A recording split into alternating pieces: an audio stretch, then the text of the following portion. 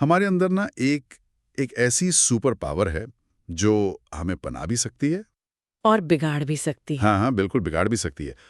वो क्या है? मतलब पैसा नहीं, ताकत बिल्कुल नहीं, वो है हमारा अपना मन। ये एक अनियंत्रित शक्ति की तरह है। सही कहा। जब ये हमारे साथ होता है तो लगता है हम कुछ भी हासिल कर सकते हैं। और जब ये हमारे खिलाफ हो जाता है तो सब कुछ बिखरा हुआ लगता है। तो आज की हमारी पड़ताल इसी सुपर पावर को साधने की, एक तरह की प्राचीन गाइडबुक को समझने की कोशिश है। अच्छा, हाँ। हमारे पास मन की साधना और आंतरिक शांति नाम के एक लेख से कुछ बहुत ही दिलचस्प हिस्से हैं। और आज का मिशन ये समझना है, क्या हम इस सुपर पावर के मालिक हैं या ये हमारा मालिक बन बैठा है? बहुत गहरा सवाल है। चलिए इस गाइडबुक को खोलकर देखते हैं कि इसमें क्या राज छुपे हैं। और ये विषय ना बहुत ही बुनियादी है। इस लेख की शुरुआत ही ऋषियों के एक गहरे ज्ञान से होती है। क्या कहती है वो? मन ही बंधन का कारण है और मन ही मुक्ति का द्वार। मतलब समस्या हमारा मन नहीं है। अच्छा। समस्या ये है कि हमने इसकी लगाम छोड़ दी है और ये बाहर की ओर भाग रहा है। पैसे के पीछे, तारीफ के पीछे। हाँ बिल्कुल, चीजों के पीछे। और लेख के मुताबिक सारी उलझनें यहीं से शुरू होती हैं। और यहीं पर वो विरोधाभास सामने आता है जिसका जिक्र इस लेख में है। मतलब बहुत से लोग रोज पूजा पाठ करते हैं, ध्यान की कोशिश करते हैं, अच्छी अच्छी बातें पढ़ते हैं। हाँ, लेकिन फिर भी अंदर एक बेचैनी बनी रहती है। उन्हें वो गहरी शांति महसूस नहीं होती जिसकी वो तलाश कर रहे हैं। तो सवाल यह है कि ऐसा क्यों होता है? अगर वो सब कुछ सही कर रहे हैं तो कमी कहाँ रह जाती है? इस लेख में ना इसका जवाब बहुत साफ दिया गया है। क्या है वो? कमी ये है कि हम शांति को एक बाहरी चीज समझकर उसे हासिल करने की कोशिश कर रहे हैं। मतलब उसे मंदिरों में, किताबों में या एक भविष्य की किसी सफलता में खोज रहे हैं। लेकिन हम जितना बाहर भागते हैं अंदर उतना ही खालीपन महसूस होता है। यहाँ एक बहुत ही दमदार लाइन है, शांति कोई वस्तु नहीं है, शांति आपका स्वभाव है। अरे वाह, ये तो मतलब हम शांति पाने की कोशिश करके ही शांति से दूर भाग रहे हैं। बिल्कुल। ये तो बिल्कुल उल्टा है। ये तो ऐसा हुआ कि कोई अपनी चाबी जेब में रखकर पूरे घर में ढूंढ रहा है। सही उदाहरण है। तो अगर शांति हमारा स्वभाव है तो उसे खोजना नहीं है, उसे बस प्रकट होने देना है। हाँ, पर कैसे? ये भागते हुए मन को रोकें कैसे? क्या ये गाइडबुक इसका कोई प्रैक्टिकल तरीका बताती है? हाँ, और यही इस लेख की खूबसूरती है। ये सिर्फ फिलॉसफी नहीं देती बल्कि मन को साधने के लिए 5 प्रैक्टिकल तरीके बताती है। अच्छा। और दिलचस्प बात यह है कि ये 5 तरीके मन से लड़ने के बारे में नहीं है। ये मन को एक जिद्दी बच्चे की तरह समझने और उसे धीरे धीरे सही रास्ते पर लाने के बारे में है। माइंड पेरेंटिंग जैसा कुछ? हाँ, कह सकते एक तरह से माइंड पेरेंटिंग के 5 सूत्र हैं। वाह, ये अच्छा है। तो इस पेरेंटिंग मैनुअल का पहला सूत्र क्या है? पहला सूत्र बहुत सरल है। वो कहता है अपने मन से बात करें। मन से बात करें। हाँ, लेख में सुझाव दिया गया है कि उससे प्यार से बात करें, लेकिन दृढ़ता से।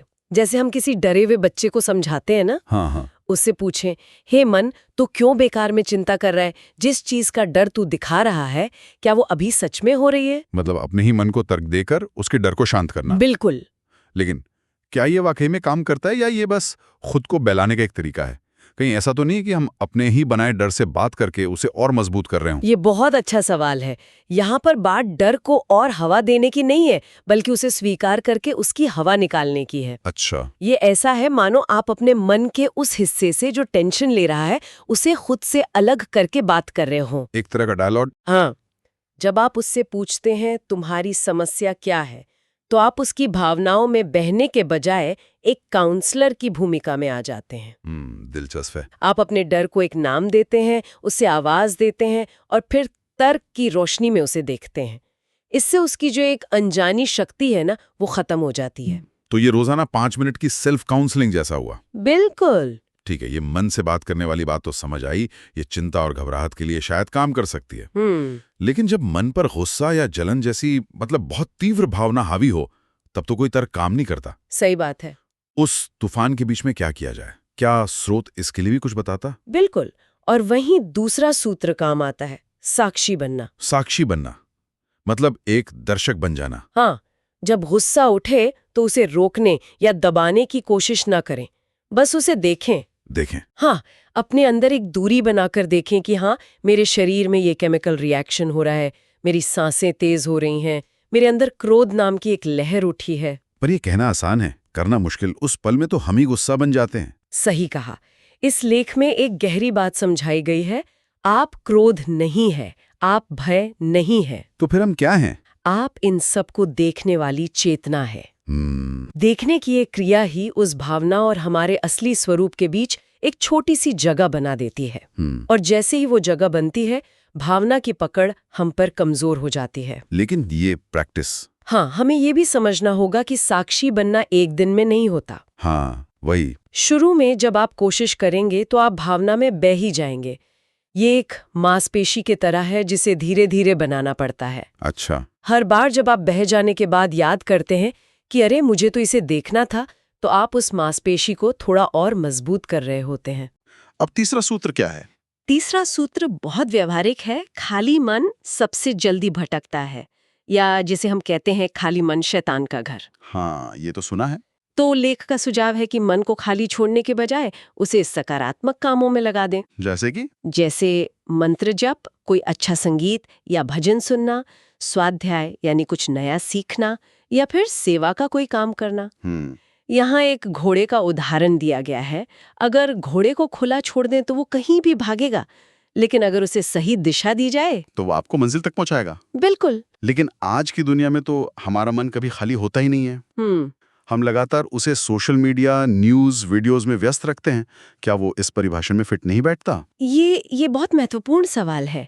यहाँ लेखक सिर्फ मन को व्यस्त रखने की बात नहीं कर रही हैं, बल्कि उस व्यस्तता की गुणवत्ता पे जोर दे रही है। अच्छा, गुणवत्ता। हाँ, सोशल मीडिया पर घंटों स्क्रॉल करना भी मन को व्यस्त रखना है, लेकिन वो उसे और बेचैन और अतृप्त बनाता है। हाँ, ये तो होता है। वो घोड़े को गोल गोल घुमाने जैसा है, जबकि स्वाध्याय या सेवा मन की ऊर्जा को एक ऊंची और रचनात्मक दिशा देते हैं। ये घोड़े को मंजिल की ओर दौड़ाने जैसा है। बिल्कुल। तो सवाल ये नहीं कि मन व्यस्त है या नहीं, सवाल ये है कि वो किस दिशा में व्यस्त है। और यहाँ एक ऐसा कनेक्शन सामने आता है जिसके बारे में शायद हम ज्यादा नहीं सोचते। चौथा सूत्र है आहार की शुद्धि। मतलब हम जो खाते हैं वो हमारे विचारों को प्रभावित करता है। ये बात थोड़ी अजीब लग सकती है कि खाने का मन की शांति से क्या लेना देना। हाँ, लेकिन इस लेख में इसे बहुत सीधे तौर पर जोड़ा गया है। जैसा अन्न वैसा मन। जैसा अन्न वैसा मन। इसके अनुसार हल्का सात्विक भोजन मन को शांत और स्थिर रखने में मदद करता है, जबकि बहुत ज्यादा तला हुआ, मसालेदार या भारी भोजन मन में बेचैनी और चंचलता पैदा करता है। ये तो मैंने खुद महसूस किया है। जिस दिन मैं भारी लंच कर लूं, उस दिन दोपहर में काम करने का मन ही नहीं करता। दिमाग एकदम सुस्त हो जाता है। वही तो। इतनी छोटी सी बात है, पर हम ध्यान नहीं देते। बिल्कुल। और अब तो आधुनिक विज्ञान भी इस सदियों पुरानी बात को मान रहा है। सच में? हाँ, आजकल गट ब्रेन एक्सिस पर बहुत रिसर्च हो रही है। Gut brain axis? इसका मतलब है कि हमारे पेट और दिमाग के बीच एक सीधा कनेक्शन है। हमारे पेट में जो करोड़ों बैक्टीरिया हैं, वो दरअसल हमारे लिए छोटे छोटे केमिकल फैक्ट्री की तरह काम करते हैं। अरे वाह! वो सेरोटोनिन जैसे फील गुड हार्मोन बनाने में मदद करते हैं, जो सीधे हमारे दिमाग को सिग्नल भेजते हैं। कमाल है। इसलिए जब श्रोत सात्विक भोजन की बात कर रहा है, तो वो अनजाने में एक बहुत ही मॉडर्न साइंटिफिक आइडिया की बात कर रहा है। भोजन सिर्फ शरीर का नहीं, मन का भी ईंधन है। और आखिरी सूत्र क्या है? पांचवा सूत्र एक तरह का मानसिक रीसेट बटन है। Reset button? हाँ, ये अपने मन को बार बार ये याद दिलाने के बारे में है कि ये शरीर, ये दुनिया, यहाँ की सफलता असफलता सब कुछ बदलने वाला है, नश्वर है। सलाह ये है कि जो चीजें बदलने वाली हैं, उनसे अपनी खुशी और दुख को बहुत ज्यादा न जोड़ें। अपनी आसक्ति यानी इमोशनल अटैचमेंट को उन चीजों से हटाकर उस चेतना पर लगाएं जो इन सब बदलावों को देख रही है और जो हमेशा स्थिर है। क्या इसका मतलब दुनिया से निराश हो जाना है? नहीं, बिल्कुल नहीं। नश्वरता पर चिंतन का मतलब निराशावादी होना नहीं है, बल्कि यथार्थवादी होना है। अच्छा। ये हमें जीवन की छोटी मोटी परेशानियों से ऊपर उठकर एक बड़ा परिप्रेक्ष्य देता है। जैसे जब ऑफिस में किसी बात पर बहुत टेंशन हो रही हो, तो एक पल रुक कर सोचना कि 5 साल बाद क्या ये बात इतनी ही जरूरी लगेगी ये हमें तुरंत शांत कर देता है। हाँ, बात तो सही है। ये हमें उन चीजों पर अपनी ऊर्जा लगाने से बचाता है जो स्थायी नहीं है, और हमें उन चीजों की ओर मोड़ता है जो ज्यादा मायने रखते हैं, जैसे हमारे रिश्ते, हमारी आंतरिक शांति। ये खोने के डर को कम करता है। ठीक है, तो ये 5 विचार तो बहुत अच्छे हैं। मन से बात करना, उसे देखना, व्यस्त रखना, सही खाना और नश्वरता को याद रखना। लेकिन ये सब सुनने में थ्योरी जैसा लगता है। जब तक कोई एक ठोस बटन ना हो जिसे हम दबा सकें, ये बातें हवा में रह जाती हैं। क्या ये गाइड बुक हमें कोई ऐसा बटन या कोई ठोस तकनीक भी देती है? हाँ, और यही इस विश्लेषण का सबसे प्रैक्टिकल हिस्सा है। लेख सिर्फ सिद्धांत देकर नहीं छोड़ता। अच्छा। वो एक बहुत ही सरल और शक्तिशाली साधना बताता है जिसे सोहम ध्यान कहा गया है। ये एक ऐसी तकनीक है जिसे कोई भी कहीं भी कर सकता है। सोहम ध्यान, ये कैसे काम करती है? फिर अपना सारा ध्यान अपनी सांस पर ले आएं, जो स्वाभाविक रूप से अंदर आ रही है और बाहर जा रही है। ओके। जब सांस अंदर जाए तो मन में महसूस करें सो। जब सांस बाहर आए तो महसूस करें हम। सो अंदर, हम बाहर। इसमें सांस को बदलना नहीं है, कोई जोर जबरदस्ती नहीं करनी है। बस जो हो रहा है उसे सो और हम के साथ अनुभव करना है। इस तकनीक की सबसे आकर्षक बात इसकी सरलता है। हाँ, ये तो है। आपको किसी मंत्र को याद करने या किसी मूर्ति पर ध्यान लगाने की जरूरत नहीं है। आपका ध्यान आपकी सांस पर है, जो हर पल आपके साथ है। सही बात। इस लेख में एक बहुत खूबसूरत बात कही गई है।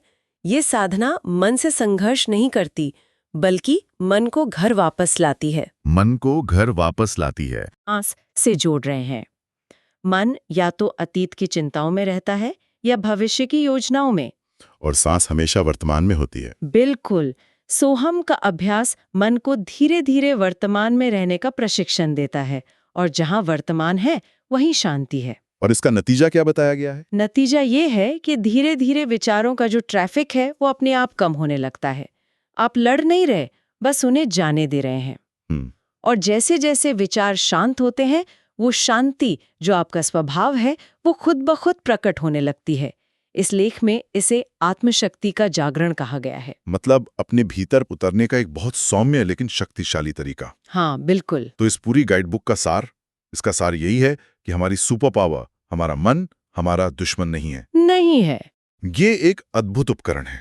ये पूरी यात्रा इसे दुश्मन मानकर लड़ने की नहीं, बल्कि इसे समझने, इसे सही पोषण देने और धीरे धीरे इसकी लगाम अपने हाथ में लेने की है। सुपर पावर को खत्म नहीं करना है, बस उसका रिमोट कंट्रोल अपने हाथ में लेना है। बिल्कुल सही कहा। और इस लेख का अंतिम वादा बहुत गहरा है। वो कहती है, जिस दिन आपने मन को समझ लिया, उस दिन जीवन समझ में आ जाएगा। वाह। जिस दिन मन शांत हुआ, उस दिन ईश्वर निकट हो जाएगा। ये मन की शांति को केवल एक व्यक्तिगत अनुभव नहीं, बल्कि एक आध्यात्मिक उपलब्धि के रूप में प्रस्तुत करता है। इस चर्चा को खत्म करने के लिए लेख में दिया गया एक शक्तिशाली संकल्प याद आता है, जिसे हर कोई अपने भीतर दोहरा सकता है। क्या है वो? मैं अपने मन का स्वामी बनूंगा, मन मेरा स्वामी नहीं बनेगा। बहुत शक्तिशाली। और जाते जाते एक विचार छोड़ना चाहूंगी जिस पे श्रोता सोच विचार कर सकते हैं। बताइए। ये लेख हमें अपने विचारों को, अपनी भावनाओं को देखने का सुझाव देता है, साक्षी बनने के लिए कहता है। लेकिन क्या होता है जब हम उस देखने वाले को ही देखने की कोशिश करते हैं? वो मूल चेतना क्या है जो इन सब विचारों और भावनाओं के पीछे खड़ी होकर उन्हें देख रही है? इस सवाल की खोज शायद इस यात्रा का अगला पड़ाव हो।